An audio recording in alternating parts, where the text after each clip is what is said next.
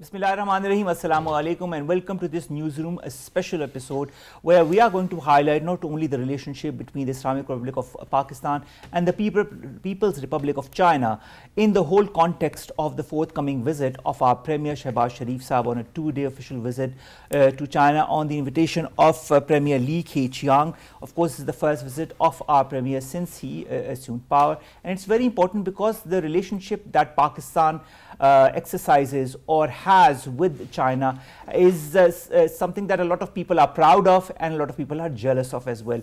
It is a very strong relationship. China has always been there for Pakistan in times of need, in times of in the good and in the bad as well. Now that Pakistan is also surrounded by issues, whether it be economic, whether it be other issues that pertain to the country, China still stands by Pakistan's side. It was on Pakistan's side as far as FATF is concerned. Now that Pakistan is out of the grey list of the FATF, China is one of the countries we need to thank for that. Also, when it comes to international fora, China has always been by Pakistan's side.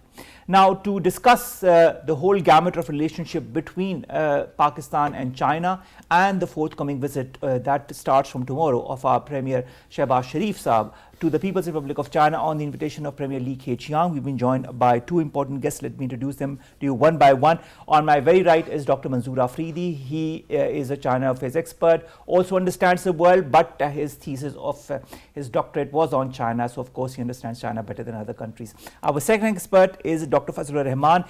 I've had the opportunity to talk to him many a times via Skype. This is the first time he comes to the studio. He is the director of Pakistan Institute of China Studies at the University of Sargodha. We're delighted to have him in the studios because he was in Islamabad, and so we got hold of him. Thank you very much, Dr. Fazal Rahman, to have joined us. Let's begin with Dr. Manzoor Afridi. Dr. Manzoor Afridi, when it comes to Pakistan, China, we have seen a plethora of areas where both the countries have been working together regionally, internationally, and also on a one-on-one basis.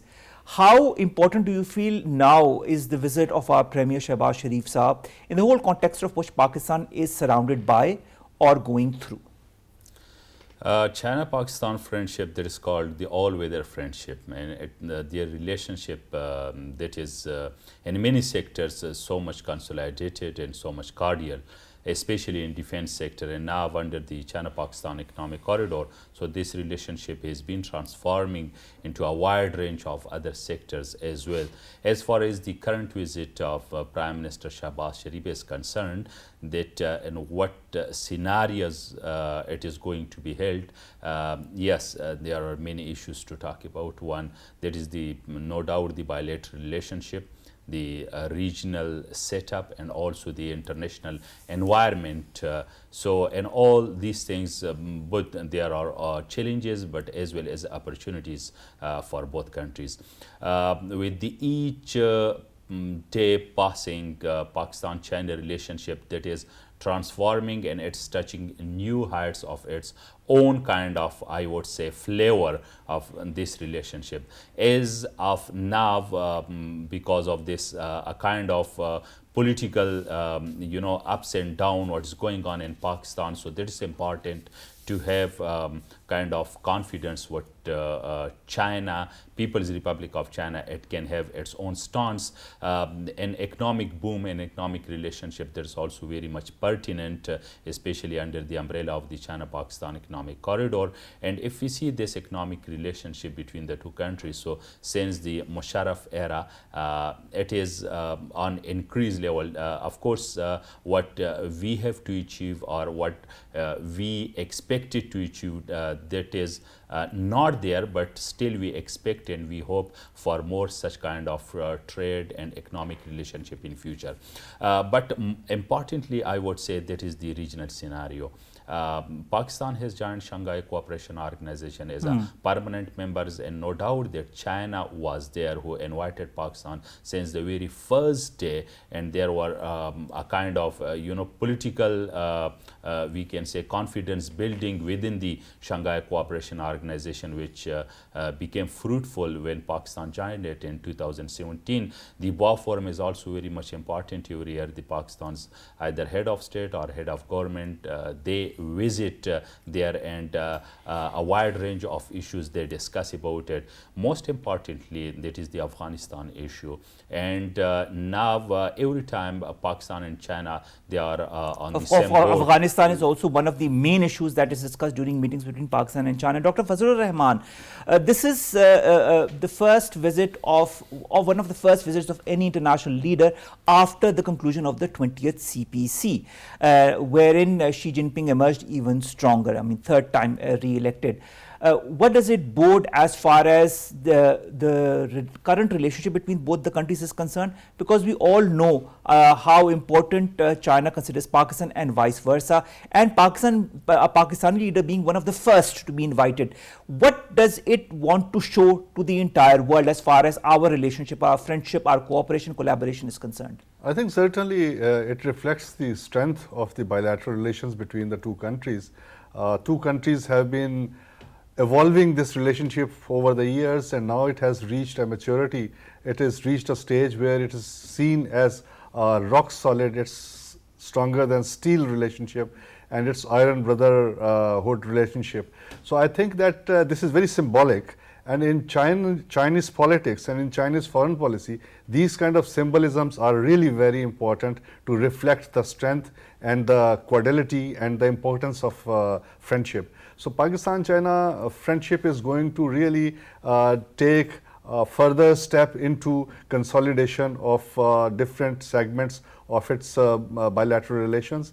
That includes CPEC, and even beyond CPEC, there are so many other areas of mutual cooperation and mutual interest where the things are going to be discussed, and they are the two leadership of the two countries is going to discuss threadbare several aspects of regional, international and bilateral aspects of the relationship. And I think that this is a very good opportunity, because this is the beginning of a new political leadership in China also. There are several new leaders who have emerged into the party cadres. So I think it will be a very good opportunity to convey certain messages to the Chinese new leadership, and of course to the main leadership, sort of Xi Jinping, who is very much there, and he understands the dynamics of Pakistan-China relations very well, because over the years he has been dealing, with Pakistan, and Pakistanis also understand and appreciate Xi Jinping's specific Pakistan-oriented policies, in which China has been helping out Pakistan on almost every stage, starting from the finance rolling to the debt deferring and all those aspects which are required by our side. So I think again this time there is going to be a lot of progress on many issues. For example, the 11th JCC meeting, which has been concluded very recently. So I think all the very important decisions have been made during that meeting, but they have not been announced. And I hope that these decisions are going to be announced during this visit, which are like, mega decisions regarding energy, infrastructure, and other aspects of CPEC and bilateral relations. When he talks about energy infrastructure, the first thing that comes to my mind, Dr. Manzoor Afridi, is the China-Pakistan economic corridor. We are in the second phase of the CPEC. There were some issues, some lacunas in the past that have been catered to now in the current government. How important do you feel is for both the countries to further strengthen in the economic arena, in the financial arena, through projects such as the China-Pakistan economic corridor? China, since its open door policy in 1978, so it is booming in its trade, its the economic relationship. That's not only connected with its neighboring states, but we know that it is now economically, China is everywhere in the world. Even in the United States, the biggest market for China is the US itself. So, but if we look the dynamics of BRI, Belt and Road Initiative, and CPEC, it is one of the 6 corridors of BRI. So no doubt that the first priority of China is its economic linkage and the trade relationship, also the other kinds of energy shipment through these corridors. So as far as the question of CPEC is concerned, no doubt that it is of high importance. Why? Because it cuts the route of China. I mean, the what time China can save from it. So if you look the distance from the Gulf of Persian Gulf or the seaport of Oman to that of Shanghai, so that's almost 12,000 kilometers, and then from the Shanghai seaport to develop its western or the northwestern regions of China, this BRI has been started. So through Urumqi, so that is almost 4,000 kilometers. So the total distance, it becomes 16,000 kilometers, right? So it is too much. But if this will be functional, more functional in futures, so this then that is only from the Persian Gulf to the Kashgar, that is around about 3,000 kilometers. So we can understand that how much time, energy, money of China can be saved. Another thing, that China's economy, there is already connected with Middle East, but to exploit more, because there are some regional trade allies of China in the Middle East. So Pakistan is the best option through this CPEC, especially to connect the China's economy with the Iran's economy. Already China has announced of $420 billion investment in Iran for the next 25 years. So there's also huge investment, huge amount. Also now Pakistan is there, India is there in the Shanghai Cooperation Organization.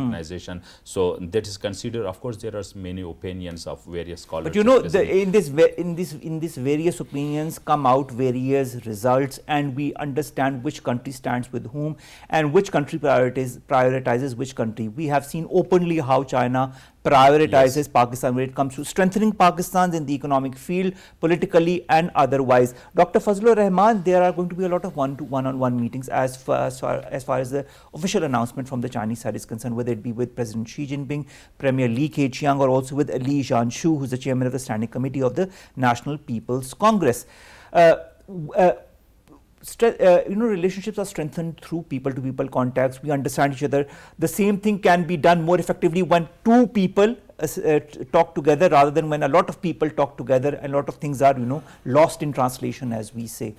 Do you feel new aspects of the regional dynamics, geostrategic dynamics, could be discussed during the course of these one-on-one meetings? Because the region is evolving, the region is changing, whether it be what is happening in India, what is happening in Afghanistan, the Ukraine-Russia war, how the US is not siding now, is siding with Ukraine, and this is a whole bloc that is coming against China as well. How do you see all of this evolving under the current Chinese-Pakistan relationship, and how can both countries work together in order to evolve some kind of strategy that is beneficial for the region? I think if you look at the Chinese policy, overall Chinese foreign policy, it's non-confrontational. Primarily, they try to promote peace, stability, so that economic activity can take place and there could be a common development for the humanity. So that's basically the concept that they have put into their foreign policy gestures. Here also, I think that the Chinese neighborhood policy is all about making very amicable, friendly relations with all the neighboring countries, and that offer has never really been withdrawn from the Chinese side, including on India and on other neighboring countries. They still have an economic relationship. And quite strong economic relationship. So I think that what Pakistan and China can discuss and can foresee in terms of calibrating their regional policy would be to achieve some sort of economic integration within the region, and how to facilitate trade, because South Asia is a region which is having minimal intra-regional trade. It's all the countries are quite capable of exchanging goods with each other, but somehow or the other, because of the centrality of one big power, that phenomena has not taken place.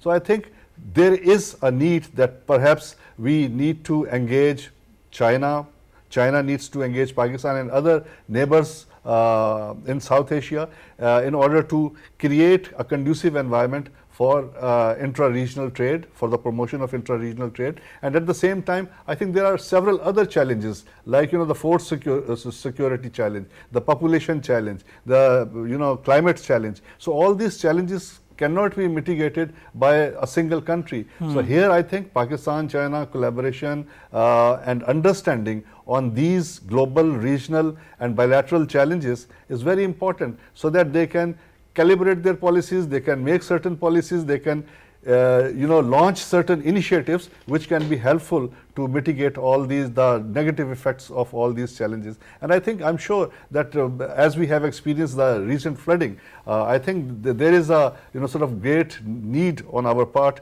to discuss these things with those countries who are friendly countries and have some technological advancement in terms of determining and using technology for dealing with these kind of calamities, natural calamities and situations. All right, we are continuing our discussion as far as the forthcoming visit of our Premier to China is concerned. We'll be right back after a short break. Stay tuned.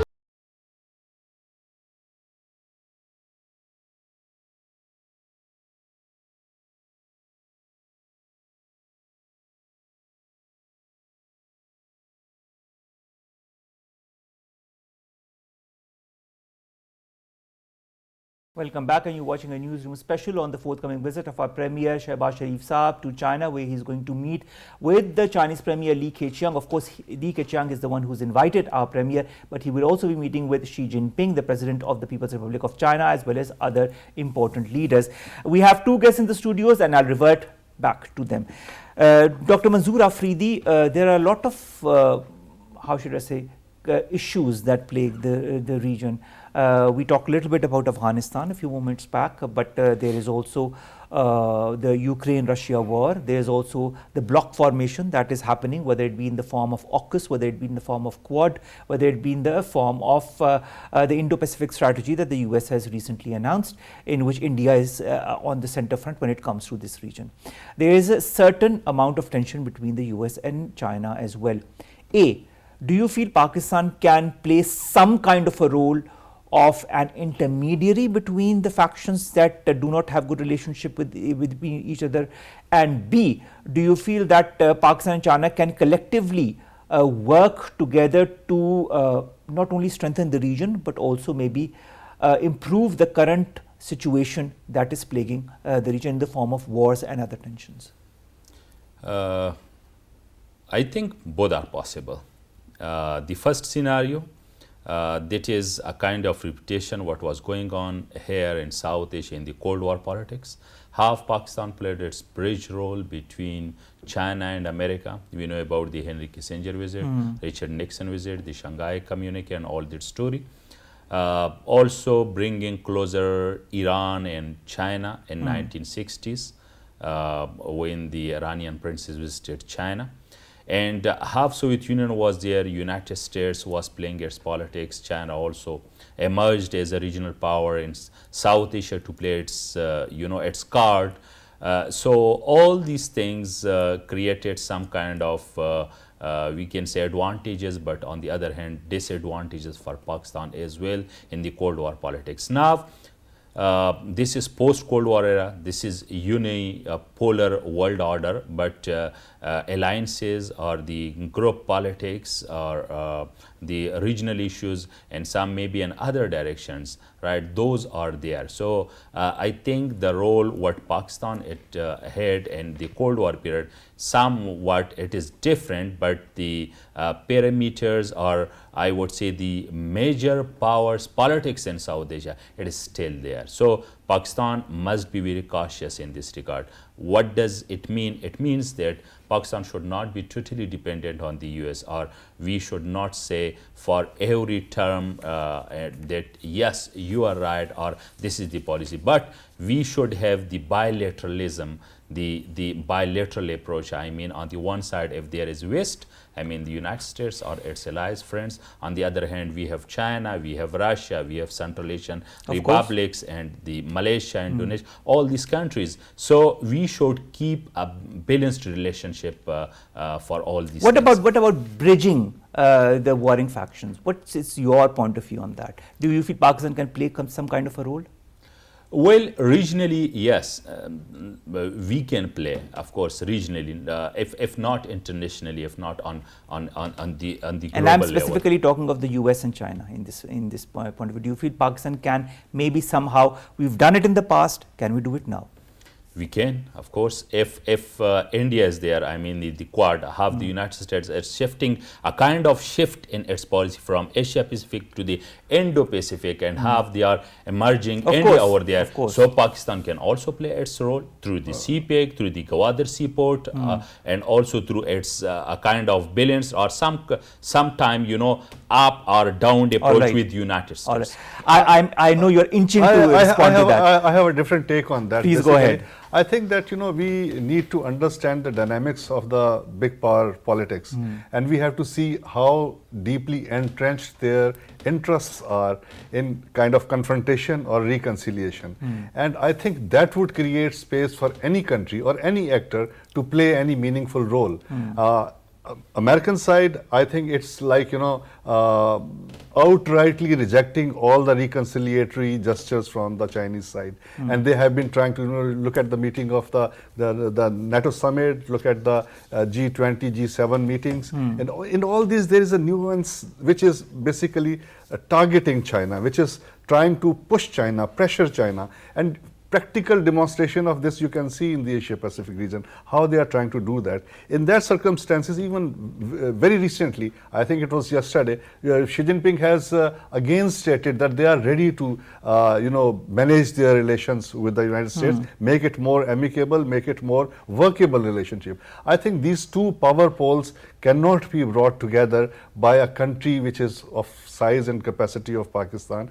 It has to be either some kind of international grouping which can create Pakistan could be a part of that group. We can be initiator of that, even to that extent, you know. But it has to be, I think, a multilateral framework in which efforts can be made to bring these two countries together, and also at the same time try to you know, suppress the kind of conflicts or this agitational politics which is taking place at the moment, because their economic interests are also you know, sort of there is a great deal of interdependence upon each other, so they cannot really do away with that. They have been talking about decoupling and everything, but I think practically and physically it's not going to be possible. In very high tech, you know, sort of arena, it may be possible on certain items, certain issues, but I think across the board, I think it's not possible. It's going to take a very long time before it really happens. All right, Dr. Manzoor Afridi, let's look at Pakistan as well. It's going through numerous issues. Let's put aside the political issues. Let's talk about economy. Let's talk about the floods. I recently talked to the regional head of South Asia for UNICEF, and he gave us a very alarming situation of Sindh and of Balochistan, as well as far as food scarcity is concerned, as far as proper availability of medicine and tents is concerned.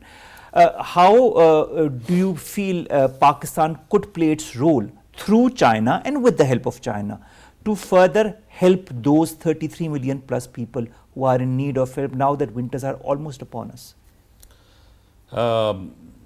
China is there, always there to help Pakistan, and in the past we have examples that how China has done help with Pakistan, and also Pakistan has done this regard, but more from China because of its resources or its stability or its size.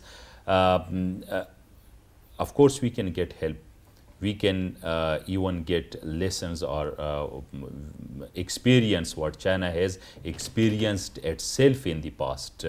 If we look, I mean the current BRI, so it is mainly, it means to upgrade or to develop its western or northwestern regions. I mean the Ningxia or the Qinghai or the Xinjiang. These are the regions mainly, and mainly dominated by the Muslim population, mainly the Hui population, and after the Uyghur population. So this strategy can also be applied there, and it will take a bit time to that CPEC can be mature in future to develop the interior Sindh or Balochistan or these areas. Another thing that China is also expert in the dams construction, especially the hydroelectric energy China has produced. China is also hunting, after energy across the globe in Central Asia, Middle East and Africa, everywhere. But China has achieved a lot in the hydropower energy. So that can also be implemented over there. How to manage the Pakistan's water? We have water resources. We have the one of the best canals system in the world. So we can revitalize it or re-strengthen. It's possible in future. So with the help of China, with their technology, with their know-how or expertise, so those areas which are vulnerable in these natural calamities or which needs help, or those areas which are deprived, neglected or remained backward, the interior Sindh or the tribal areas or in the southern Punjab or most of the Balochistan area. So we can create such opportunities with the help of China. I think that is a possibility. Yeah, that's possible. Dr. Fazal Rahman, we've seen economic slowdown across the world, specifically because of the Ukraine-Russia war. This creates wheat shortage, this creates food and oil prices rising, and also sharp decline in their availability and also supply chain disruptions. Do you feel the role of China-Pakistan economic corridor becomes even more important under these circumstances? Well, it would largely depend, for what purpose and how this corridor will be used by China or by Pakistan or by other countries who wants to take advantage of this route. Primarily, it's Central Asia and China, which could take the advantage of this route. Pakistan can facilitate the transportation aspect of it, but I think that still the seafaring transportation is much more cheaper than the land route transportation. Right. So if we see that the manufacturing Chinese hub is in the south, and it takes about more than 4,000 kilometers from, for example, from Shanghai to coming to Urumqi, and then coming, again more than 2,500 kilometers down up to Gwadar. The overland cost, the land transportation cost is going to be much more higher. So I think that under the circumstances where the oil prices have really gone up, the transportation costs have really gone up. Supply chain disruptions. So is the insurance of transportation has gone up. So overall, I think at this point in time, it would be perhaps not very useful to use, All right. it will not be cost benefit for those who are, going to optimize and use this route. Perhaps still their preferred route would be through the sea. And the other thing, as far as the breakage of the supply chain you have mentioned, I think that there is a very serious need to re-establish it, or if not, sort of the entire chain. Can China play a role? Can China play a role? China certainly is a very major player in global economic affairs. And China is, I think, one of the major exporters of certain goods, and also importer of certain raw materials and other goods. So I think that China certainly can play a role. China can be an influencer in re-establishing that broken chain. Economy, Dr. Manzoor Afridi, is very important. We've just talked about the importance of the CPEC and how these supply chain disruptions and the rise in oil prices and the food supply disruptions can also be catered to with the help of China. And of course, as Dr. Fazal Rahman Saab said, that China can play a very, very important role because of its centrality in the whole world and of course its importance as far as its economic relations with other countries is concerned.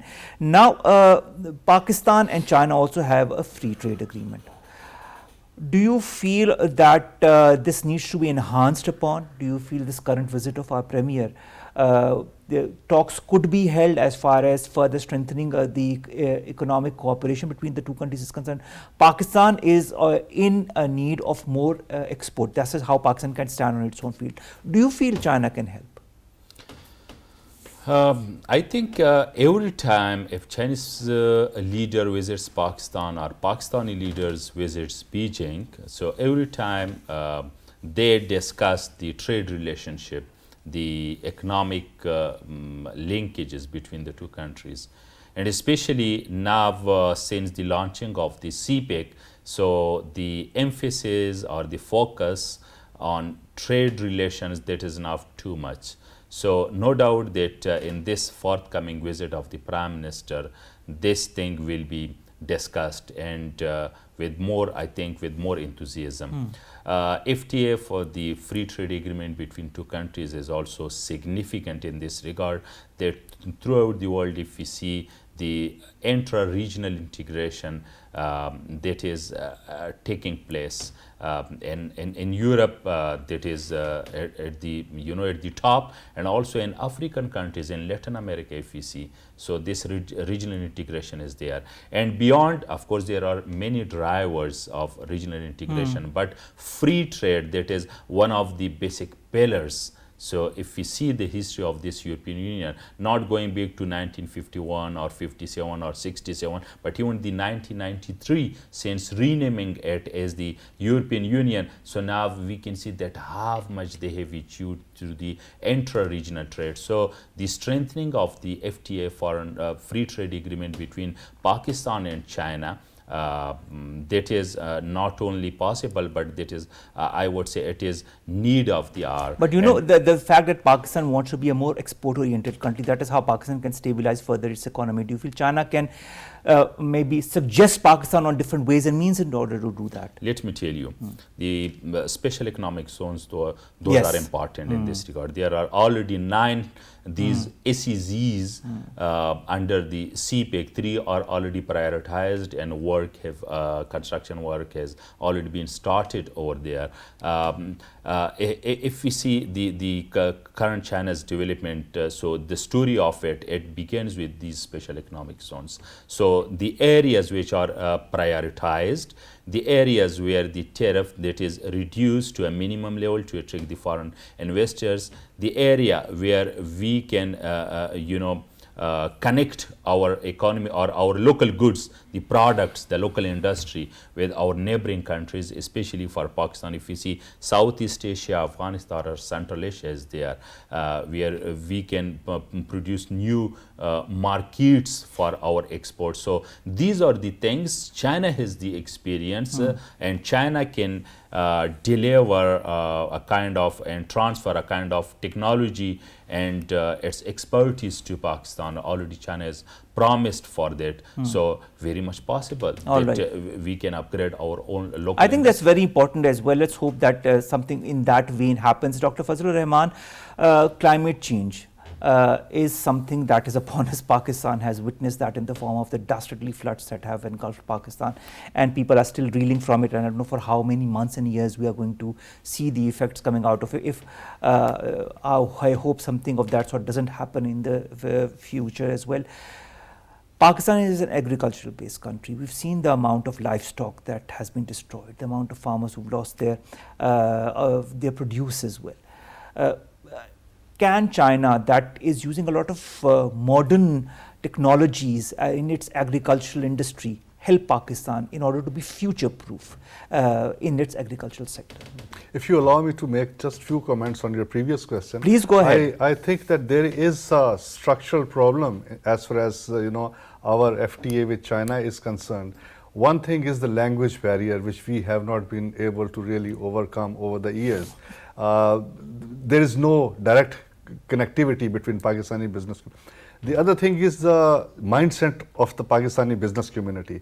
It is more westward oriented. So we really do not try to focus and explore the Chinese market. I think that needs to be done. And the third thing is that we need to really concentrate on the products which are sellable in the Chinese market. Of course. We have not done extensive research-based surveys. We have not provided that information to our manufacturers and our vendors here. So we need to do a lot of homework in order to really enhance our exports. But I think that to homework China. needs to start now. Absolutely. It should have been started sort of a long time back, but I think it's never too late if you want to mend. So I think that we have to really concentrate on very basic things which can enhance and our exports to China and create kind of a balance in our trade relationship. The other thing is the services sector. We have not really focused in our FTA on the services sector. We need to really explore the possibility possibilities how Pakistan can sell services to the Chinese market. We have And China is a huge market. It's a huge market, and we have expertise in IT, we have expertise in medicine, we have, so in all high-tech areas, we have surgical goods, insurance, footballs, if nothing insurance, else. so we have a lot of areas where we can have a little, not really edge, but we can have a relative advantage, and we can really market our services into the Chinese market, and nothing much has been Very done important point that you mentioned. So the second thing, coming back to your sort of original question about this climate change, I think that the second phase of CPEC talks a lot about the agricultural cooperation. All right. And I think we need to explore the possibilities, what can be done under the second phase of CPEC in terms of enhancing our agricultural cooperation with China. China has achieved per acre yield, sort of many times higher than what we are having it now in our agricultural sector. Perhaps those technologies can be brought to Pakistan. That know-how is that available. Expertise could be brought. Experts could come from China to see the land, to see what kind of modern technologies could be implemented there. And also we need to, I think, remodel some of our areas in our agriculture, and we have to provide some specific China-specific, model propositions where there could be some joint ventures between Pakistani agriculturists and the Chinese agriculturists, or Chinese government expert institutions, organizations, which can help Pakistan increase. And this food security is going to haunt us. Of course. This is going to haunt us, especially in relation to the climate change that we are experiencing. Because we have seen what this year, but we don't know what's going to happen next year. That's true, absolutely true. And I think that needs to be, and we have to also reschedule our crop pattern, because with this climate change, the things are not going to remain the same. So we have to also identify some new products, new vegetables, which are that not could be very adaptable even if climate change affects us in the coming years or months. So we can compensate with that. That is with important. the new approach. Dr. Manzoor, what is your point of view on this? Climate change, agricultural economy, modernization, and new techniques in agriculture, and help from China in that regard. China has done a lot of development in this regard as well. We have fruits in Pakistan, and in so many in Southeast Asian countries and Central Asian countries. Everywhere you will find the Chinese fruits, right? So China in the agronomy or in the other fields of agriculture has done development. So we can also import that technology, that know-how from China. And China is a country where you will find all the seasons, all the four seasons. So if you go to the China's extreme north, right, so there is extreme cold, I mean some 7-8 months that's snowfall. If you go to the southward, so there is a hot season. So every kind of season is there. So I think there's more than Pakistan over there. So if China can survive, not only survive, but it has developed its agriculture. And it is a success story for the world to see. Yes, so why not Pakistan? So then there is a lot for Pakistan to learn from China, and we can do even under the CPEC that agriculture is there. Thank you so very much, Dr. Manzoor Afridi, Dr. Fazal Rahman also. Thank you very much. Good to have you here in the studios today, Dr. Fazal Rahman. It was a pleasure. Ladies and gentlemen, the visit of our Premier Shahbaz Shareef Sahib is taking place starting from tomorrow. It's on the invitation of Li Keqiang, who is the Chinese Premier. It's a very important visit. It's the first visit of our Premier to the People's Republic of China since assuming power as the Prime Minister of Pakistan. And of course, it will go a long way ahead as far as forging a stronger, more robust relationship in different fields. We are looking forward to that. We are looking forward to a lot of announcements during this visit, and we look forward to a stronger China-Pakistan relationship. We'll be talking more about that in the coming programs, as you will be seeing in the coming days as well, because for us, I think this relationship is something that is extremely precious, and we need to highlight it as much as possible. Allah Hafiz. Take care.